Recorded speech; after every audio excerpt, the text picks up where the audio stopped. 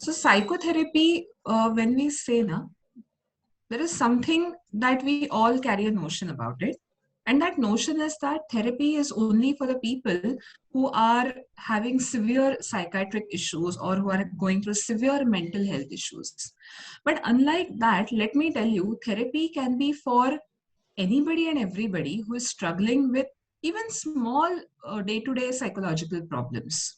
Okay, why? Because mental health is not a one day or a one time phenomena that today I wake up and I'm mentally healthy and I'm going to stay that way only for like longest period of my life. No, it doesn't happen that way. Many of the problems that come in our life, we don't know what to do.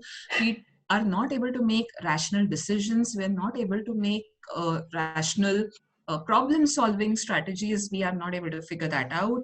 We may not be able to think rationally at all the times in our life, and that's where we can struggle with our life situations.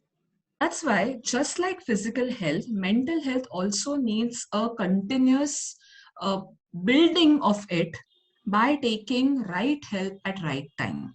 It's just like every time when I get a stomach upset, I have to do something about it. I may not go to gastroenterologist, but I have to see to it that I actively do something about it by taking some basic measures of, say, for example, taking rest and eating bland food. Same way, the moment I realize that I have got something upset over here, which is not getting better on its own or by my individual efforts, I am going to need some help. And that help is nothing but therapy. That's why when we talk of therapy, it is divided into three primary categories. And those three categories are supportive psychotherapy, re-educative psychotherapy, and reconstructive psychotherapy. When I say supportive psychotherapy, under this umbrella term comes all the things that we commonly know of. So it can be guidance, coaching, mentoring, regular counseling, just ventilating to somebody. Okay, all these things fall under supportive psychotherapy. So this is needed when we are struggling with some issue in our life, which we are not able to overcome on our own, but our original coping strategies are quite well developed, they're quite healthy. So a little bit of support, a little bit of push from somebody who understands a little better than us can be of extremely therapeutic value. So any kind of guidance, coaching, mentoring, as I mentioned, falls under the term of supportive psychotherapy. The next is what we call it as reconstructive psychotherapy.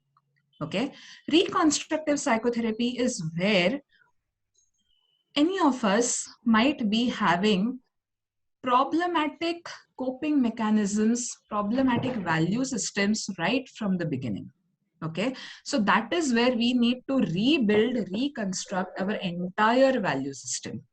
So that is where we need deep-rooted psychotherapies such as Freudian psychotherapies, or what you call it as psychoanalysis, existential psychotherapies, play therapy, art therapies. All these therapies are going to affect our deep-rooted conscious as well as subconscious value systems, and they can bring a change at that level. Then the third type that I mentioned was re-educative psychotherapy. As the term suggests, here the psychotherapy is aimed only to re-educate or make us to learn something something healthier and more adaptive mechanism rather than what we might already be having. Okay, so that is why here, if you might have heard psychotherapy such as cognitive behavioral therapy or rational emotive behavior therapy, client-centered therapy, all these therapies aim at making us learn healthier coping strategies, healthier defenses, or making us to unlearn the problematic ways, the way we are regulating our emotions, and relearn some healthier emotion regulation techniques. So these are more of re-educative psychotherapies. Okay, in that we also have group therapies, family therapy, relationship therapy, marital or couples therapy, what you call it as, where again we're trying to learn or get educated in terms of how the communication should be, how the relation should be.